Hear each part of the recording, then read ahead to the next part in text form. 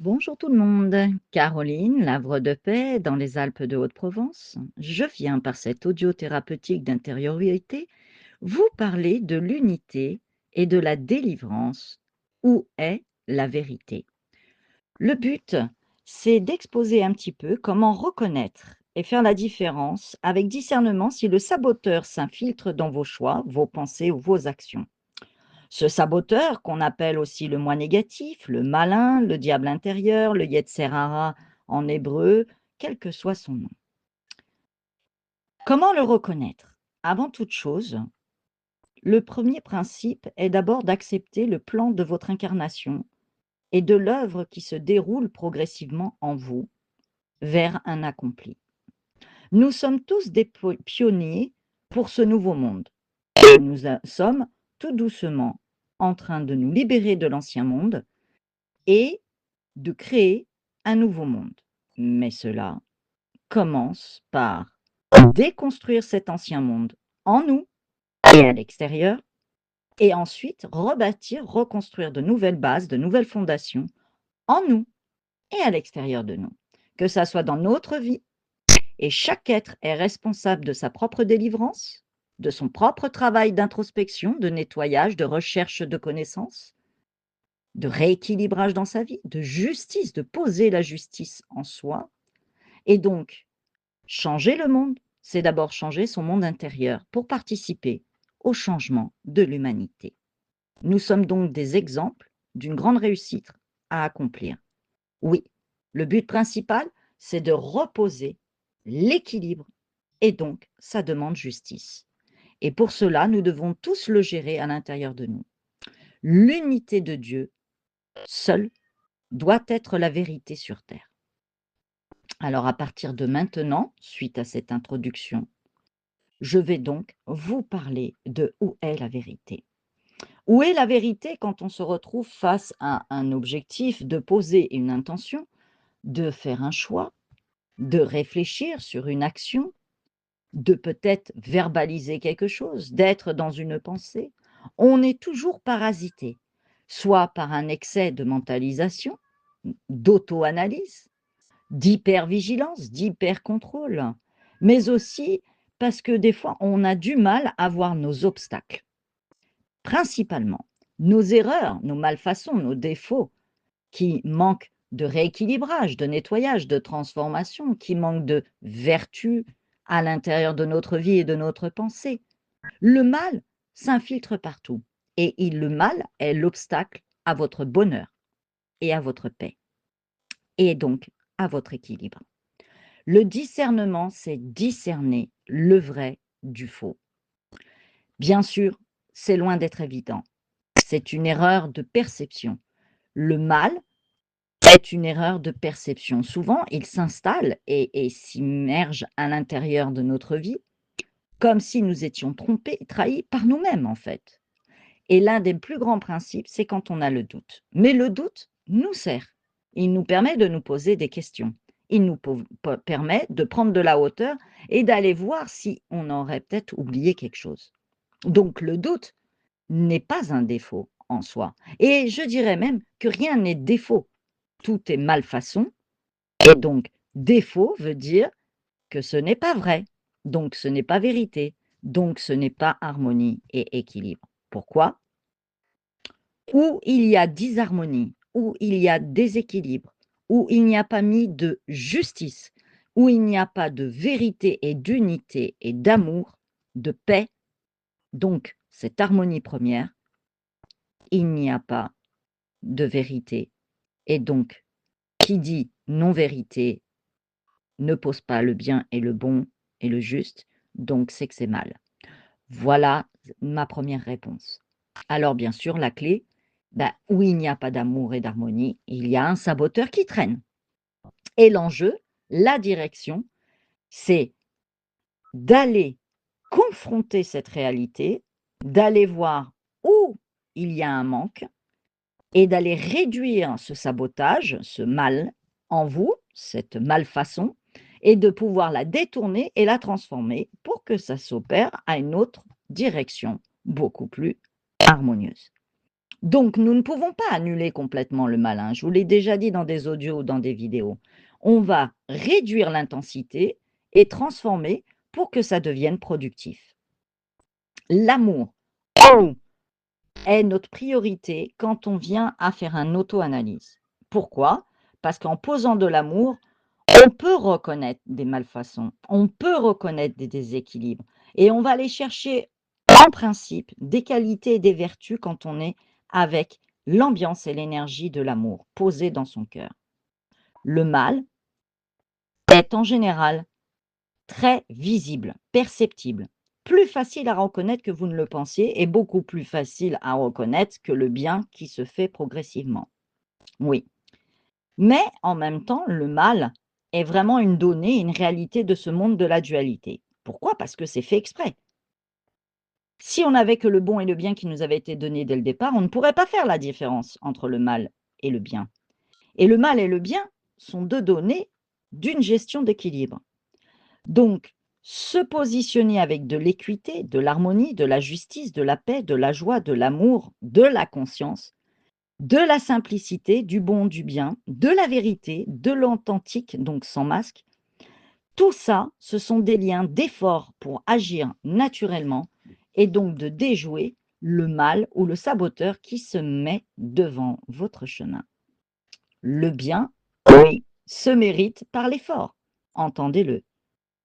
Oui, mais le bien est sans condition, ni attente, juste être. Car le bien, c'est poser l'unité, instituer l'unité. Le bien, c'est bénéfique, c'est moral, c'est juste, c'est éthique. C'est un désir profond de notre cœur vers une sérénité, une harmonie, du beau, du bon. Oui, il n'y a pas de manquement. Là où est posé le bien, il n'y a pas de saboteur, il n'y a pas de négligence. Il y a une connaissance réelle de ce qui est vertueux, ce qui est bien fait, ce qui est bien-être, ce qui est conforme aux lois primaires et à cette justice divine. Mais pour cela, pour faire la différence entre le bien et le mal et faire la différence s'il y a sabotage, s'il y a saboteur qui va créer un mal, un désordre, il faut avoir cette conscience morale, cette capacité de point de vue qui nous aide à percevoir une disharmonie, donc un malin, un saboteur, un moi négatif et qui va nous permettre d'évaluer qu'est-ce qui va s'engendrer, donc d'aller analyser s'il y aura une perte, s'il y aura une dégradation, s'il y aura une influence néfaste. Où sont les conséquences? Qu'est-ce qui va arriver en nous si on dépose cette intention? Analyser avant de prendre des décisions. Oui, le mal mérite d'être là, comme je vous l'ai dit, parce que c'est pour qu'il soit vaincu et transformé, pour qu'on le connaisse à l'intérieur de nous, de notre être, à travers nos sens, l'expérience du vivant. Quant au bien, il se présente toujours devant le mal. Oui, c'est son opposé. Donc, la lutte de pouvoir entre ces 2 énergies n'est pas une lutte. À partir du moment où vous n'êtes plus en lutte et que vous acceptez cette dualité vers une unicité en vous pour retrouver un équilibre et réduire et transformer ce malin, vous allez dans la loi de l'équilibre et donc l'opposé du déséquilibre, de la disharmonie et du sabotage. C'est en fait le principe de découvrir et de vivre cet état de manque, cet état entre guillemets de mal, de malin, ce saboteur, ce moi négatif, ce Yetzirara, quel que soit son nom, nous permet de vivre pour la 2e fois ce chaos originel du départ de la création. Ce qui veut dire que c'est comme un effet miroir. Ce qui était au point de départ avant même la création de ce chaos originel s'est retrouvé en effet miroir sur la Terre. Et oui, et au centre, il y a un plafond et il y a le principe du miroir qui sépare la Terre de l'expérience de l'action, du monde de l'action, et des cieux, donc du monde spirituel, de haute fréquence, de haute vibration. Par conséquent, vivre ces états de doute, d'expérience difficile de rencontrer son saboteur, d'être titillé régulièrement, tenté régulièrement, mis à l'épreuve régulièrement, nous permet progressivement de s'éveiller, de grandir pour recréer. Parce que du chaos est venue la création et donc ce monde de l'action et tout ce que nous vivons grâce au chaos au point de départ. Donc, progressivement, essayez d'apprendre à connaître qui vous êtes, à poser de l'intelligence sagesse. Oui, de l'intelligence sagesse. Le bon porte en lui une part de mal. Ne l'oubliez jamais. Et vice-versa. Le bien respecte la personnalité humaine. Le mal est un mépris et une destruction. Mais nous sommes dans ce monde de la dualité. Même si je vous donne des indications, des indices de la conscience, de la connaissance posée dans cet audio, acceptez ce monde de la dualité. Et comme ceci, il n'y aura plus de séparation en vous, de division et d'opposition. À partir du moment où c'est OK, que tout ceci est grâce et bénédiction, comme le bien, qui est équilibre, qui est un présent du Créateur, qui est amour, qui est bien-être, qui est paix.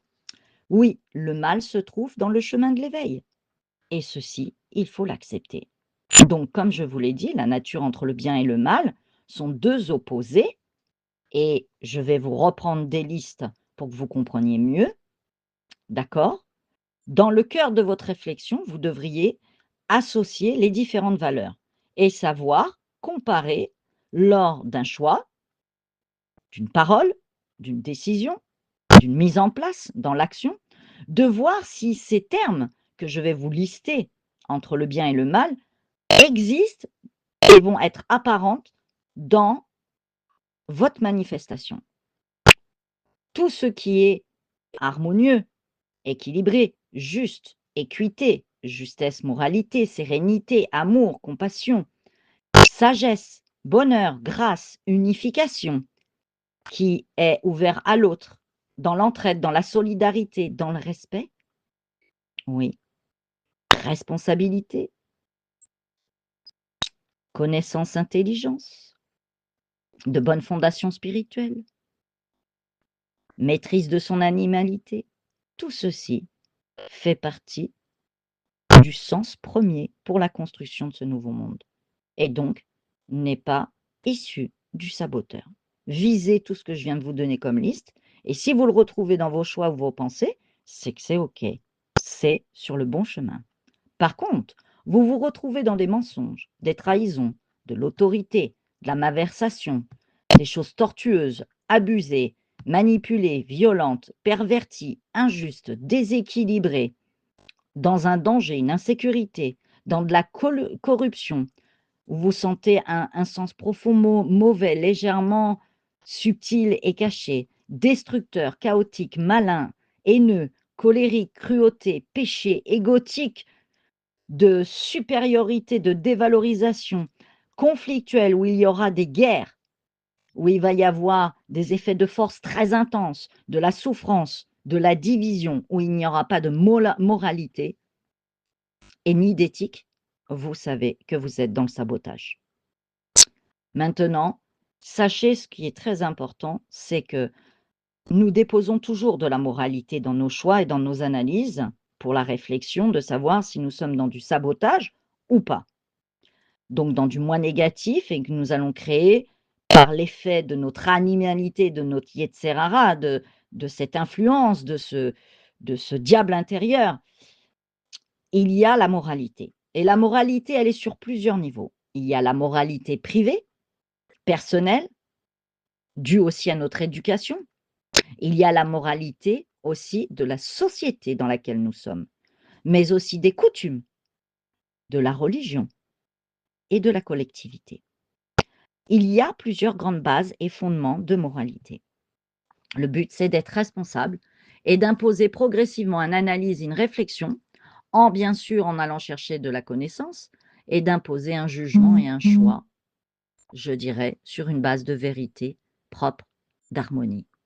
Donc la connaissance est importante et c'est la grande différence avec l'ignorance de l'instinct animal. Oui, Vous êtes là pour maîtriser votre animalité et vos désirs les plus profonds qui, parfois, peuvent être très chaotiques, très dangereux. Oui, le danger de la liberté de choix.